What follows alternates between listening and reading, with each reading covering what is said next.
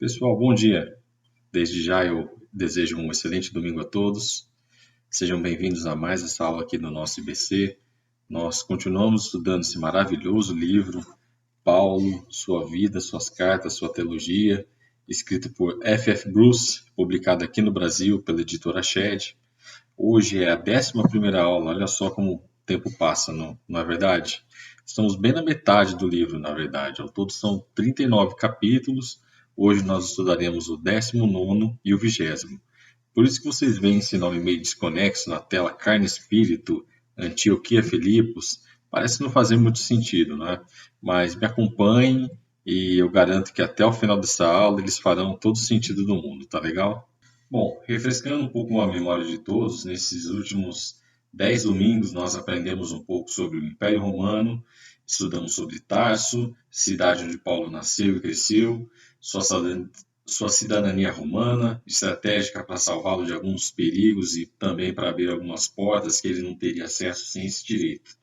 Analisamos a origem judaica dele e como esse zelo pela lei o transformou em um voraz perseguidor de cristãos após a morte de Jesus Cristo. Na sexta aula, o Marcelo falou sobre como se deu o processo de conversão de Paulo. Eu dei prosseguimento explicando a relação entre ele e Jesus Cristo, tanto histórico como Cristo exaltado, após a sua morte, ressurreição e ascensão aos céus. O Marcelo voltou na semana seguinte para falar sobre Paulo e seu trabalho junto aos chamados judeus helenistas, ou seja, aqueles que aderiram à língua, os costumes e à cultura grega.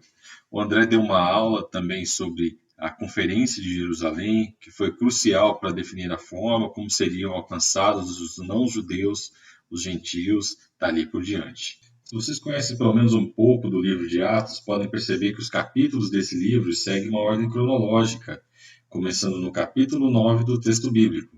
Por isso que nós temos a impressão que os assuntos se misturam, a história, as obras, a teologia paulina. Mas é só uma impressão mesmo. Eu recomendo até que sigam as nossas aulas acompanhando a ordem dos eventos através do livro de Atos, tá legal? Então, eu começo a minha aula no capítulo 19, onde vamos procurar entender um pouco mais sobre esses termos tão utilizados por Paulo, principalmente nas cartas que escreveu aos Gálatas e aos Romanos, carne e espírito. Essa primeira parte do nosso estudo tem um enfoque mais teológico, enquanto que na segunda parte nós prosseguiremos na história, estudando o capítulo 16 de Atos. Antes de entrar no assunto, eu gostaria de contextualizar o que nós vamos estudar. Paulo se converte, passa alguns anos recluso em Tarso, sendo capacitado pelo Espírito até ser chamado por Barnabé para o trabalho missionário. Acompanhe comigo na imagem projetada na tela. Eles começam seu trabalho em Antioquia, partem para Chipre, onde Barnabé morava, em seguida vão ao sul da Galácia, para Antioquia da Psídia, Perge, até a volta a Antioquia. O que nós temos aqui? Primeiramente, o evangelho se expandindo entre os gentios, a formação e o crescimento das igrejas. No entanto, nem tudo são flores. Surge um grupo de judeus, chamado de judaizantes, que começam a pregar algo descrito no primeiro versículo de Atos 15. A menos que vocês sejam circuncidados, conforme a lei de Moisés, vocês não poderão ser salvos. Esse ensinamento ele se choca com a mensagem do evangelho, que é fruto da graça. Não há merecimento humano envolvido, portanto não há nada que possa ser feito pelo homem para merecer a salvação, muito menos a circuncisão. Não só os prosélitos recém-convertidos entram em parafuso, como os próprios apóstolos se confundem. A Bíblia diz que Paulo e Barnabé discutiram energicamente com os próprios judaizantes, combater essa falsa doutrina, e foram enviados a Jerusalém para debater essa questão com os apóstolos e os líderes da igreja local. Temos então o chamado Concílio de Jerusalém. Todo o conteúdo discutido está ali registrado no capítulo 15 de Atos. Resumindo, ficou decidido que a circuncisão realmente não era necessária para os gentios, mas foram emitidas algumas recomendações para que eles mudassem alguns de seus comportamentos de forma a não gerar escândalo para os judeus. Muitos teólogos acreditam que nesse meio tempo entre o fim da primeira viagem missionária e o Concílio de Jerusalém é que Paulo escreve sua carta aos Gálatas, que tem como principal objetivo combater essa doutrina dos judaizantes.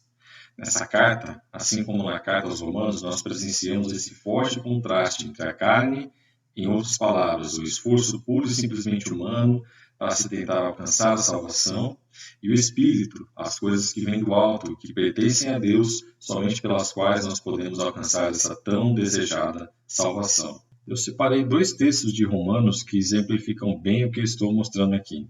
Eu utilizo aqui versões mais antigas da Bíblia em português, a Almeida Corrigida Fiel ou Almeida Revista Atualizada, pois os mais novos como NVI, NVT ou Nova Tradução da Linguagem de Hoje, NTLH, substituíram essa expressão carne por outras expressões de significado semelhante, o que acaba nos confundindo e confundindo também o entendimento.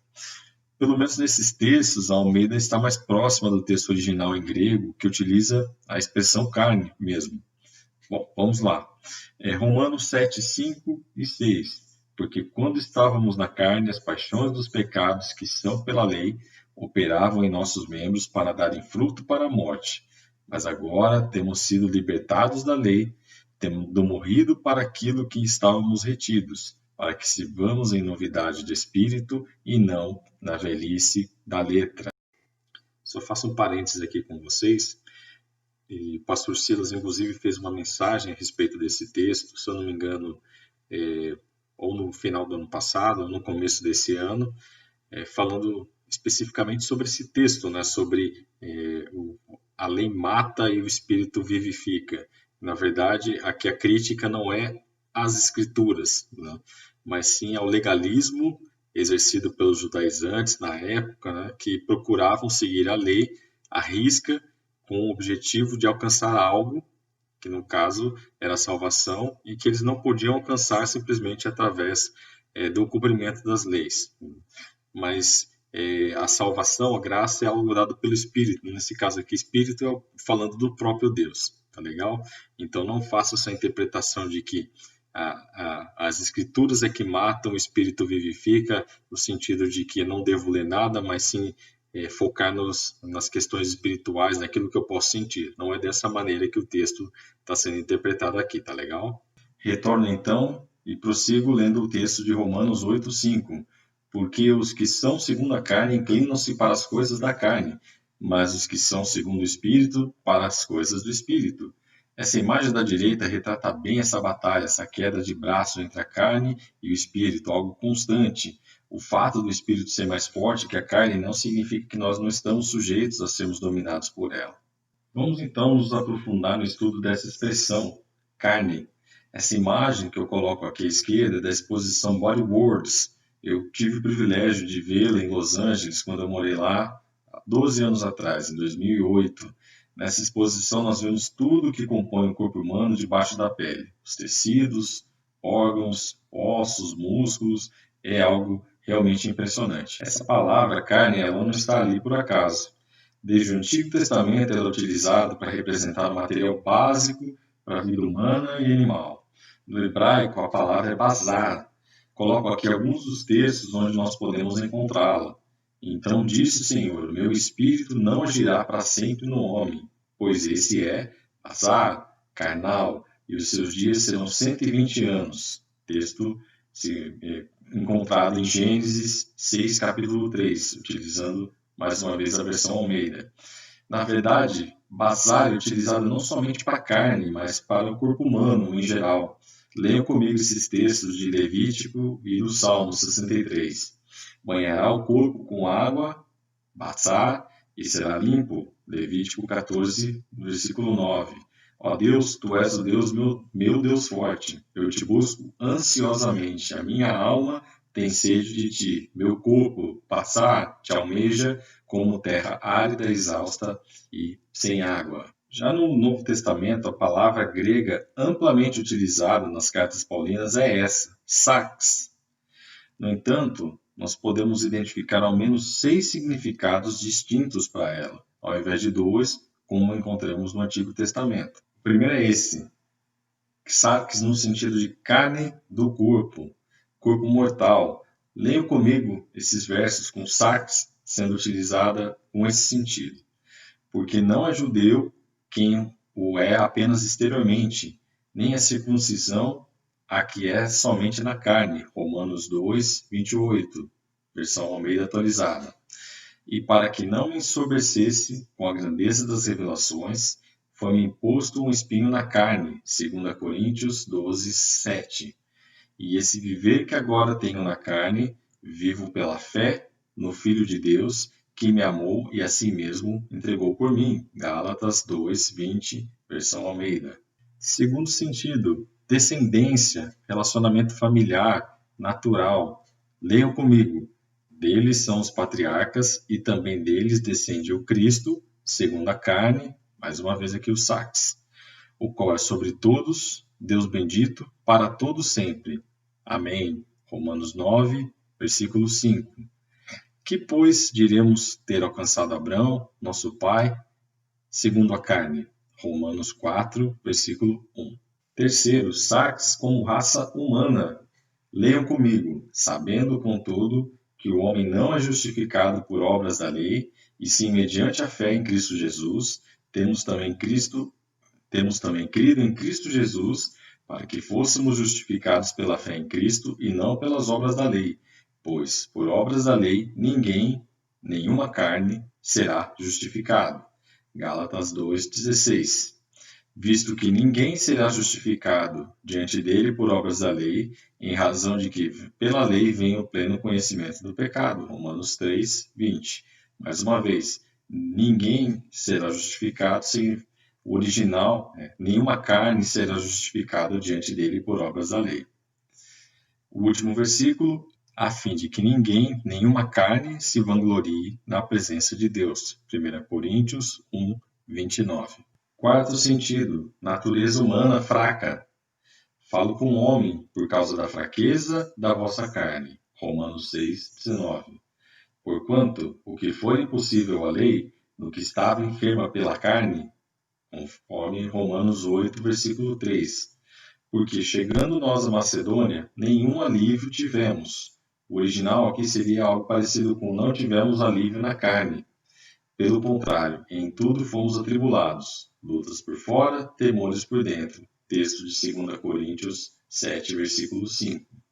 Quinto sentido, natureza humana em Cristo. Ora, agora, porém, vos reconciliou no corpo da sua carne, mediante a sua morte, para apresentar-vos perante ele santos, inculpáveis e irrepreensíveis, conforme Colossenses 1, 22. Sexto e último sentido, natureza humana não regenerada. Eu, porém, irmãos, não vos pude falar como espirituais, e sim como carnais. Olha a palavra sarx aqui.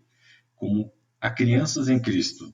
Leite vos dei a beber, não vos dei alimento sólido, porque ainda não podíeis suportá-lo. Nem ainda agora podeis, porque ainda sois carnais. Porquanto, havendo entre vós ciúmes e contendas, não é assim que sois carnais e andais segundo o homem? 1 Coríntios 3, de 1 a 3. É nesse sentido que a expressão carne é utilizada no texto de Gálatas 5, listando os desejos da natureza humana fraca, não regenerada, em contraste com o fruto gerado pelo Espírito, imoralidade sexual, impureza, sensualidade, idolatria, feitiçaria, hostilidade, discórdias, ciúme, acessos de raiva, ambições egoístas, dissensões, divisões, inveja, bebedeiras, festanças desregadas e outros pecados semelhantes. Nós geralmente associamos os prazeres da carne com as coisas ligadas à sensualidade, o prazer sexual, mas veja que o ódio, a ambição, a obsessão, o egoísmo, esse sentimento de querer brigar, discutir, dividir, de tretar, me perdoem pela gíria, bem atual, mas todos esses são sentimentos tão nocivos quanto esses sentimentos ligados à sensualidade que nós comentamos anteriormente. Como comentei anteriormente, mesmo salvos, a carne continua sendo real para todos os crentes.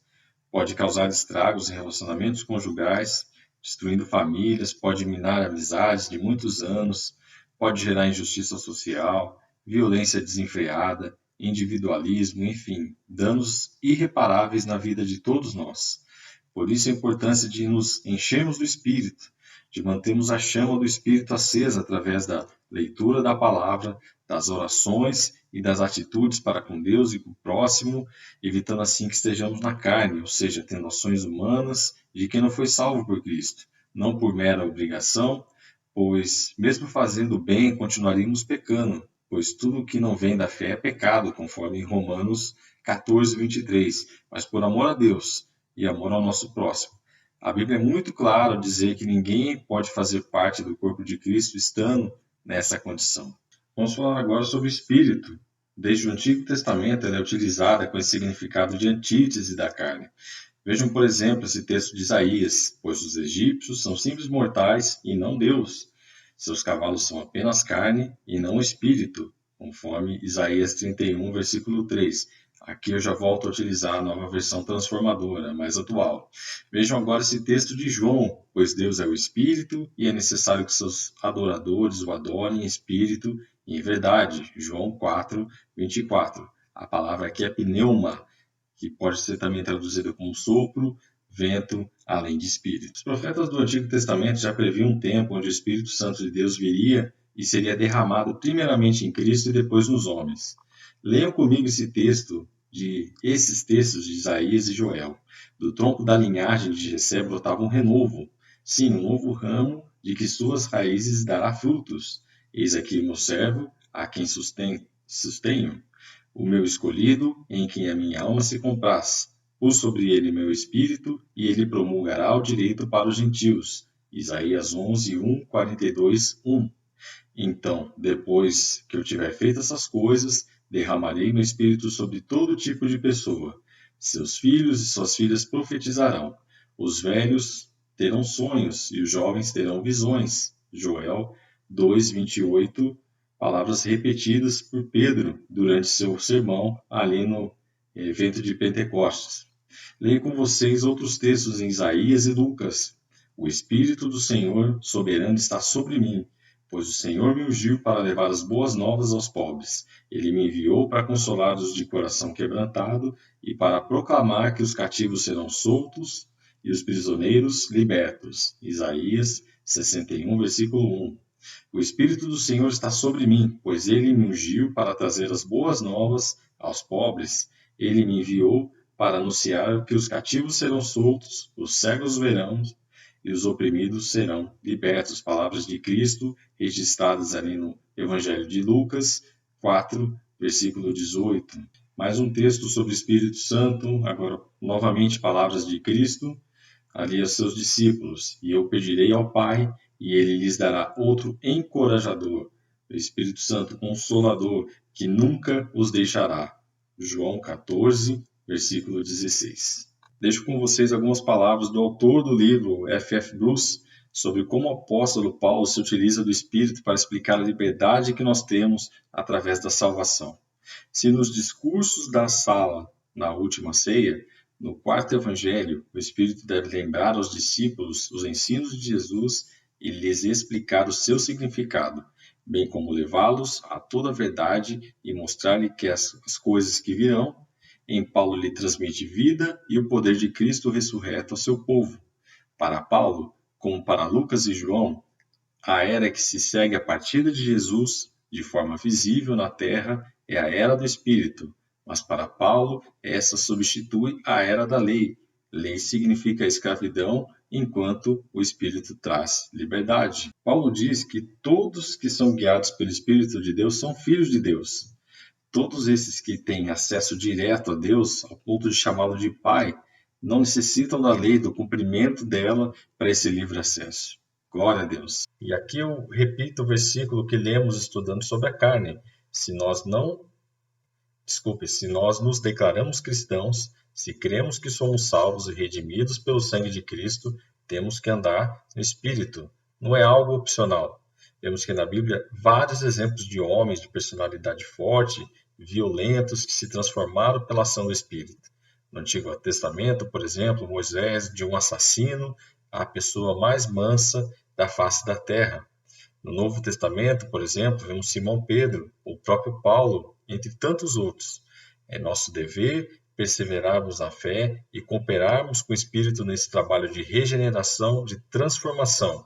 Se não for assim, não temos o direito de fazermos parte do corpo. de Cristo. Eu quero encerrar essa primeira parte da nossa aula lendo mais algumas palavras de F.F. Bruce, o autor do livro. O Espírito é o agente santificador na vida dos crentes. Ele faz a guerra perpétua à carne, mas é mais poderoso que ela, e pode colocá-la progressivamente fora de ação na vida dos que estão entregues ao seu controle. É pelo Senhor, que é o Espírito, que os crentes, conforme o texto de Colossenses 3,17, com o rosto desvendado, contemplando a glória do Senhor, são transformados de glória em glória na sua própria imagem. É Paulo quem dá expressão específica à ideia de todos os crentes, não importa sua raça, sua condição social, unidos em uma vida comum, todos como membros de um mesmo corpo, com Espírito como fonte e princípio da sua existência corporativa e seu laço de união, com cada membro desempenhando para o bem do todo a função que o Espírito capacitador lhe concedeu. A principal função do Espírito presente na comunidade de crentes, assim como no crente individual, é, para Paulo, a reprodução da imagem de Cristo em seu povo, até todo o corpo atingir a medida da estrutura da plenitude de Cristo. Para nós refletirmos, nós temos procurado viver da maneira correta em todas as esferas da nossa vida? Temos vivido na carne ou no Espírito? Seja na nossa devoção, na nossa conduta ética, moral, na maneira como nos apresentamos, como seguimos a legislação vigente, como raciocinamos, como estudamos, como que nós gastamos e investimos os recursos que Deus nos deu? Pensem nisso. Pronto, nós finalizamos a primeira parte do estudo, o primeiro capítulo, e agora nós vamos começar o segundo. Apesar do título e do conteúdo estar mais ligado à parte histórica, podemos extrair lições valiosas daqui também. Se vocês se lembrarem do início da aula, falávamos sobre o fim da primeira viagem missionária e do concílio de Jerusalém.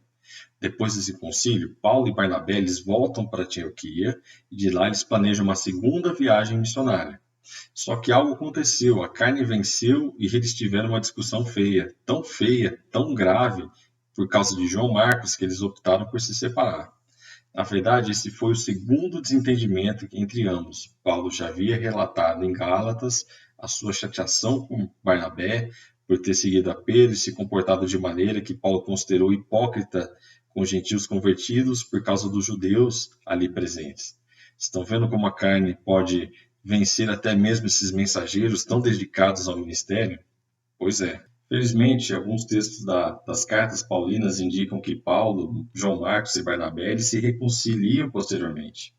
Porém, nesse momento, Paulo escolhe outra pessoa para acompanhá-lo nessa segunda viagem missionária, Silas, mencionado na primeira vez como mensageiro enviado para Antioquia para informar os resultados do concílio de Jerusalém ao povo gentil.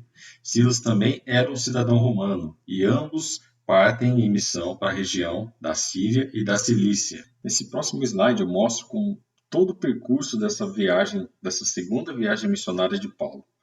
Nesse quadrado com bordas brancas eu destaco a primeira parte do percurso, onde eles passaram por Tarso, Derbe e quando chegaram a Listra, conheceram um jovem rapaz que iria acompanhá-los no restante da viagem, uma pessoa muito importante que é Timóteo, filho de uma judia com grego. Esse menino ganhou a confiança de Paulo de tal forma que ele posteriormente declara que não havia ninguém que se preocupasse sinceramente com o bem-estar dos cristãos como ele. Interessante citar aqui também que Paulo, mesmo com seu discurso contra o legalismo e a circuncisão, ele aconselha que Timóteo faça, uma vez que ele era filho de uma judia e não era totalmente gentil, como era o caso de Tito. Volto para o mapa agora com um retângulo um pouco maior, contendo a segunda parte do percurso.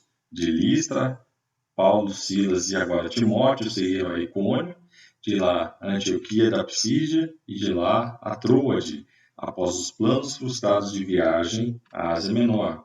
Sabemos através do livro de Atos que uma igreja foi estabelecida ali em Troade. Lá também se encontram com outra pessoa que os acompanhará por um tempo, Lucas, médico e autor do Evangelho que leva seu nome e do livro de Atos. Sabemos que Lucas se junta a eles, pois a narrativa bruscamente passa de terceira pessoa para segunda do plural. Então, nós decidimos partir para a Macedônia.